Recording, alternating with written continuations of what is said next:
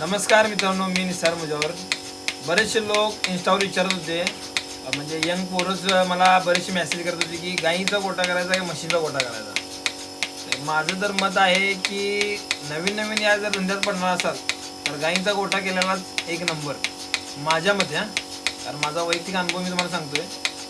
म्हशींचा मध्ये काही अडचण नाही आहे, पण त्याला कसं आहे, आपलं बाय प्रोडक्ट्स म्हणा नाही तर किंवा आपलं घर टू घर होम सर्व्हिस पाहिजे, दूध घरी जाऊन दिलं पाहिजे.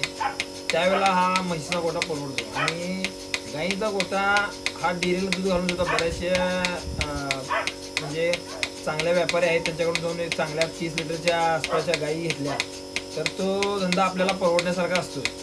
आणि जरी तुम्ही विकतची वैरण घेतला तरी तो धंदा परवडण्यासारखा असतो. कशामध्ये? गाईमध्ये.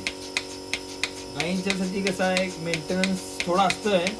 मस्टडी आला, हे आला, ताप आला, टेम्परेचर आला, वातावरण बदललं, पण गाईंचं दूध जास्त असल्यामुळं तुम्ही डेअरीला घालून सुद्धा ते आपल्याला परवडण्यासारखं असते.